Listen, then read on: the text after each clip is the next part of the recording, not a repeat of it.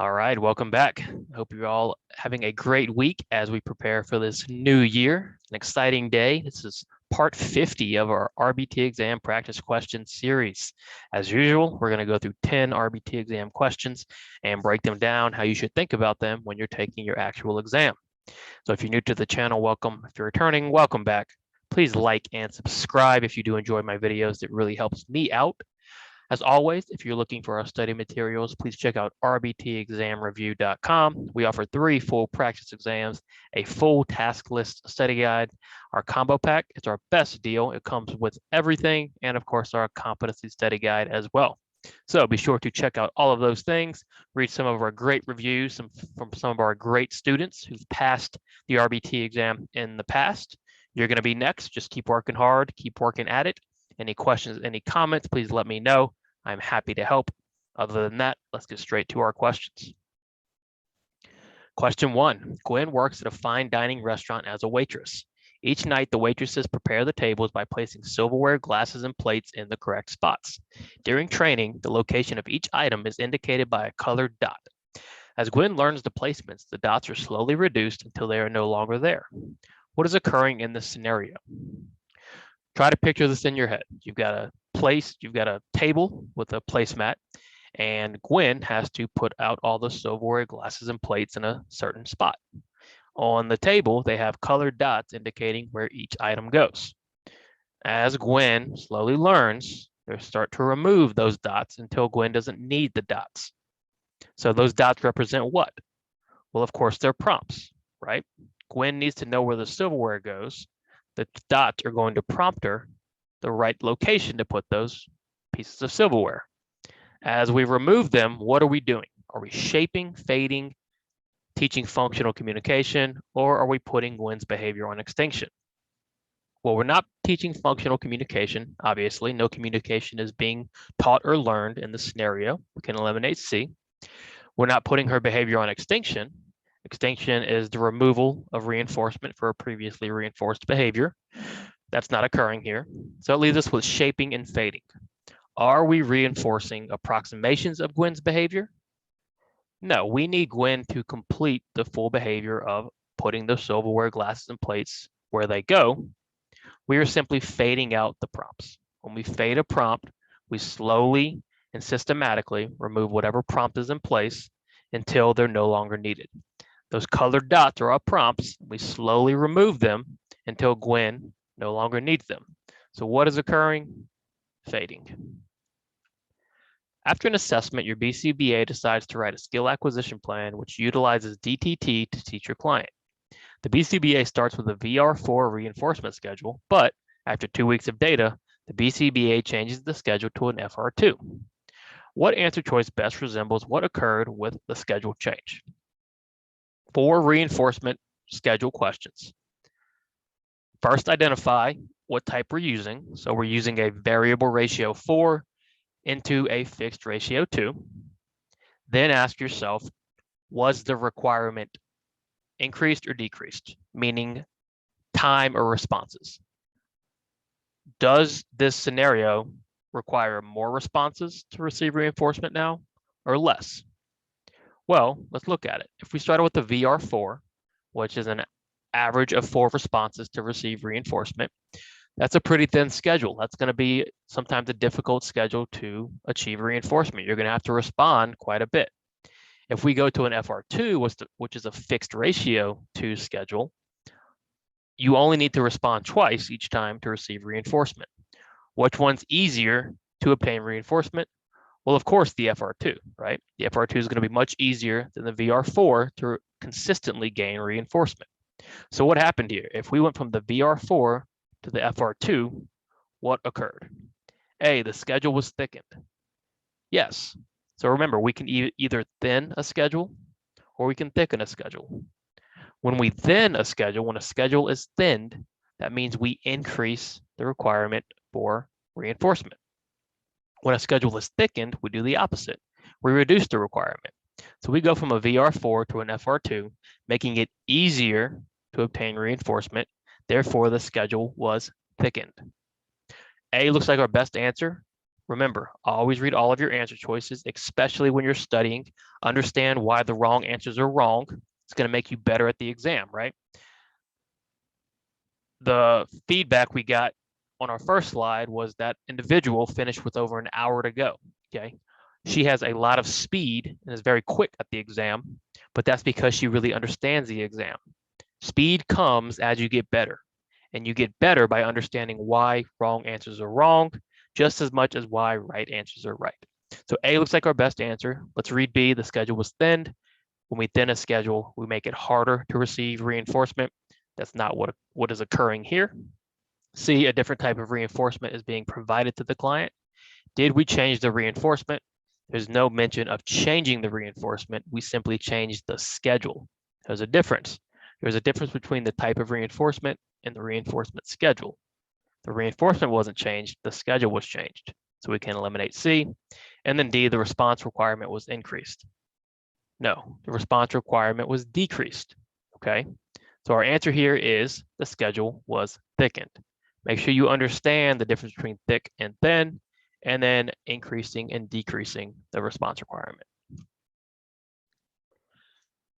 Melinda lives in a big city. Her parents want her to learn to walk around the city safely. Melinda's RBT teaches her first to always stop at crosswalks when the do not walk sign is flashing. Now, Melinda also stops at stop signs and for cross guards directing traffic. What does Melinda's stopping behavior represent? All right, so we are dealing with some sort of generalization question. How do we know that? Well, Melinda was taught to stop at crosswalks, and now she is stopping at other stimuli. That's a key giveaway. When the behavior occurs outside of the learning environment, or when novel responses occur that weren't necessarily taught, it's considered generalization. We need to know what type of generalization it is. Is that going to be response generalization or stimulus generalization? Maintenance is also a type of generalization, but it's not necessarily what we're looking at here. What occurs during maintenance? Maintenance is when a skill continues to persist or be there after learning has stopped. Melinda is still learning here, right? Her skills are just starting to generalize across more stimuli and places. So we're looking at response or stimulus generalization. What is our trick for these two? Okay, because it can get a little confusing. With response generalization, we ask ourselves, how many responses are we dealing with? Okay, because remember, response generalization, it deals with one stimuli and multiple responses. Stimulus generalization, we ask ourselves, how many stimuli are we dealing with? Because stimulus generalization deals with one response and multiple stimuli. Okay, so that's the key here. How this simplify it even further. How many responses are we dealing with? If we have one response for multiple stimuli, it's probably stimulus generalization. If we have multiple responses for one stimuli, it's probably response generalization. Well, in this case, what is the response? Melinda stopping. That's the only response we're dealing with. And what do we just say? When we're dealing with one response for multiple stimuli, in this case, the do not walk sign, the stimulus, the stop sign, the stimulus, the cross guards, the stimulus. So one response across those multiple stimuli is going to be what? It's going to be stimulus generalization.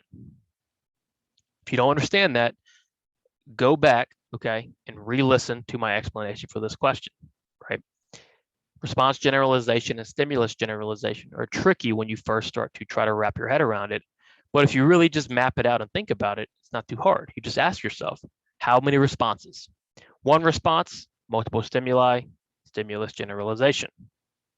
One stimulus, multiple responses, response generalization. Jen works at his family's dumpling restaurant. Jen must prepare 1,000 dumplings during the dinner rush. The dinner rush usually lasts 4 hours. At what rate must Jen prepare dumplings? Okay, a simple rate question. What is rate? Rate is frequency over time. So we take our frequency count and we simply divide it by time. In this case, what is our frequency? Well, 1,000. Jen must prepare 1,000 dumplings. How many is frequency? 1,000. What is our time component? Well, dinner rush lasts 4 hours. Our time component is 4 hours. All you do is put 1,000 over 4 and divide. What do you get? You're going to get 250 per hour. That is the rate. That is our answer. We find it on our answer choices, B. Why did I go through this question so quickly? Because it's a very straightforward rate question. If you know what rate is, okay, you just have to plug in the numbers and divide. They give you a calculator, they give you pen and pencil. No problem there, right? Why is 1,000 an hour not our answer? Well, he needs to do 1,000 dumplings over 4 hours. Now, 1,000 an hour would be amazing, but that's not the numbers we're given, okay? He just needs to prepare at least 250 per hour. And when you do the simple calculation, that's the number you're going to get. 500 per 4 hours is not correct. If it said 500 per 2 hours, that would be better, right? And then 500 an hour, of course, is also not correct. So again, rate is a simple calculation of frequency over time. Plug that in, get your answer, move on, okay? Not a difficult question. This is one of the most beginning questions you can have, honestly, because it's just dealing with a continuous measurement system, which is one of the first things you should learn, okay? Make sure you understand this question and you can do it fairly quickly. Which of the following procedures is not designed to reduce behavior? So we have several interventions designed to increase behavior, to reduce behavior. Okay, some do both. This question wants to know what procedure is not designed to reduce behavior. So be careful when we're reading questions. That not is very important, right? Not means 3 of these will be designed to reduce behavior, only 1 won't. That's important to realize, right? A, punishment procedures. Well, this one's obviously going to be designed to reduce behavior. How do we determine if something is punishing? Does behavior decrease? Okay, so A is an immediate checkoff, right? Very, very straightforward. B, extinction procedures. That as well, extinction procedures are designed to reduce behaviors, right? We're putting that behavior on extinction. We're no longer providing reinforcement in hopes that that behavior decreases. So we can eliminate B as well. C, task chaining procedures. Task chaining procedures are most often designed to increase behaviors, okay? Very rarely, if ever, will we design a task chain to reduce a behavior, okay? Task chain is all about teaching a complex skill and steps. So C looks like our best answer. Do we have a better answer? D, differential reinforcement of other behaviors. Does DRO, does differential reinforcement of other behaviors teach a replacement behavior? No. DRO is simply there to reduce a behavior that occurs at a very high and rapid pace, okay? So the only answer here that isn't designed to reduce a behavior, of course, is C, task chaining procedures. If a behavior is reinforced through negative reinforcement, the function of that behavior is most likely what? So this question can be either very tricky or very difficult because you're not given a lot of information and you need to hypothesize a function. But if you just know, okay, what function is characterized by negative reinforcement, this question becomes very simple. So with that said, what function of behavior is characterized by negative reinforcement? Well, just think about it. If we're trying to gain attention, we're adding a stimuli to the environment, that's going to be positive, right? Typically, you want attention, you're going to gain attention, positive reinforcement. If you're trying to escape something, what are you trying to do? You're trying to remove something. You're trying to produce negative reinforcement by removing stimuli from the environment. So B looks like our best answer. Tangible is just like attention, right? We're trying to gain some positive reinforcement through items. And then automatic sensory is the same way. Typically, okay, that's going to be self-reinforcing, so to speak, where we're gaining positive reinforcement from something we're doing without any social mediation, okay? So our best answer here is escape. Escape is maintained by negative reinforcement. The following session note was written by an RBT on your team. Today, the client ate breakfast at 8 a.m. During breakfast, the client threw his food twice. Both times, mom cleaned it up for him. I think the client did not like the food. Multiple targets were mastered, including identical matching and imitation. No aggression was observed. What does not belong in the session note? Okay, long-winded question, a lot to process. Think about your session notes. What are what are the requirements for a session note? They need to be complete and they need to be objective. So we're looking for anything here that isn't objective. Okay. Today the client ate breakfast at 8 a.m.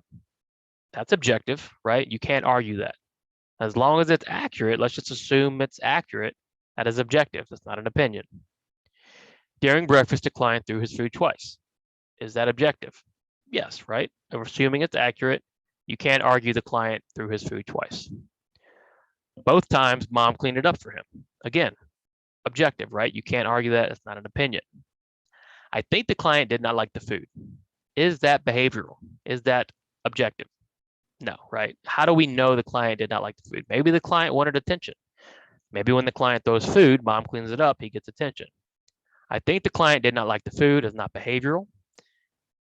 It's not measurable. It's not objective. It should not belong in the session note, okay? What about multiple targets were mastered, including identical matching and imitation? Yes, perfect. And then no aggression was observed. Again, objective. So the only thing that doesn't belong is this non-objective, non-measurable, non-behaviorable note of I think the client did not like the food. Everything else about this note is fine. Remember, when you're writing session notes, just write what happened, not necessarily your opinion. You can express your opinion to your supervisor, okay? Maybe there's a separate note section for that, but in the actual session note, okay, we just want what happened objectively, observably, and measurably. You're asked to assist your BCBA in assessing a new client. The BCBA says first you will help conduct an indirect interview. Then you will directly observe the client as they play with their peers. Finally, the BCBA will conduct a brief functional analysis to determine possible functions for the client's behavior. What assessment is going to be the least reliable? So we're looking for the least reliable assessment, okay? You're doing all of them too, right? We're going to do an indirect interview. You're going to directly observe the client as they play with their peers, and then you're going to conduct a brief FA to determine possible functions. What assessment is least reliable? Is it indirect, direct, functional analysis, or naturalistic? Well, which is the only one where we're not actually observing the behavior of a client? Indirect, of course. Direct, you're going to observe the client. You're not necessarily determining functions or anything, but at least you're watching the client. Functional analysis is the best and highest order because we're actually going to start determining function. Naturalistic, we're still observing the client. It's just like a direct observation, right? So the least reliable is going to be the indirect because we're not actually watching or observing the client engage in any behavior. Which of the following answer choices would it be least appropriate to use a permanent product measurement system? What is a permanent product measurement system? We are measuring the outcome or the result or the product of a behavior. When do we use permanent product? Well, when something is left behind as a result of a behavior, okay? Do we need to observe the behavior happening? No, there just needs to be something left behind. So as long as there's a product and an outcome that we can come back later and observe, we can use a permanent product measurement system. This question is asking, what is the least appropriate time to use a permanent product measurement system? So let's start with A, the completion of a quiz or exam. Do you need to observe the person taking the quiz or exam to measure the outcome? No, right? All you need to do is collect the quizzes and exams and come back and grade them or evaluate them or whatever. But you don't actually have to watch the behavior occurring. So A is perfectly fine for a permanent product measurement system. What about B, the aftermath of a building demolition? Can you see a building being demolished long after it's done? Yes, again, you don't need to observe the demolition occurring to see the outcome. You can say, yes, it was a successful demolition, or no, it was an unsuccessful demolition. What about a client's crying behavior? Does crying typically produce anything? If you cry and then 2 hours later I come and you've long stopped crying, right? And I come by and observe you, did anything get produced? No, not necessarily. You just cried, but it's going to be difficult for me to measure anything long after that crying behavior has stopped. So far, C is going to be the least appropriate to use permanent product to measure, right? There's no product, there's no outcome of crying. It's just occurring in the moment. And then D, checking to see if chores are done. Can I come back later to check to see you've done all your chores? Yes, absolutely. I give you a list of chores and things to do. I go out shopping or I go to work. I come home. I can quickly see, have you completed the list? Have you done all of your chores? So the only answer here, or the best answer here, where you would not use a permanent product measurement system is a client's crying behavior. Samantha is a third grade teacher. At the end of each day, she will evaluate her students' work that day. The students can earn either 1, 2, or 3 tickets. Every 2 weeks, the students can use those tickets to earn extra breaks or snack time. What type of intervention is Samantha using? So pretty simple. Honestly, not a difficult question, okay? What does this remind you of, right? Well, we have tickets that are earned as a result of completing behaviors or being evaluated. Those tickets can then be exchanged for other reinforcers or backup reinforcers. What intervention does this most likely represent? Is she using discrete trial teaching? It's unclear what type of teaching she is using. We're not talking about teaching. We're talking about the system, the reinforcement system here. Okay, so it's very unclear. We can't determine discrete trial. Don't get caught making the mistake thinking that all token economies are used during discrete trial. Token economies are great for several different engagements or interactions or scenarios, right? So A, we can eliminate. B, token economy. Yes, this is kind of a classic token economy. You're earning tickets. You're exchanging those tickets for extra breaks or snack time. B, looks like our best answer. C, prompt hierarchy. Are any prompts involved? Are we talking about prompts? No, we're talking about tickets, earning tickets for these behaviors or these evaluations. And then D, non-contingent reinforcement. Is there a contingency in place? Yes, we're talking about work. If she evaluates their work and it's up to par, they can get 1, 2, or 3 tickets. Non-contingent would just be giving tickets on a schedule without a requirement, which is not what's occurring here. So our answer here is B, token economy. Okay, I hope you enjoyed. Please like and subscribe if you did. Check out all of our study materials, rbtexamreview.com. Questions or comments, please let me know. I'm happy to help. We've got our BCBA materials coming Friday and Saturday as usual. So when you pass your RBT exam, you can go back or come back to my channel and pass your BCBA exam. Enjoy your new year. Have a great weekend, a safe weekend. Keep studying hard, keep working hard. I'll see you soon.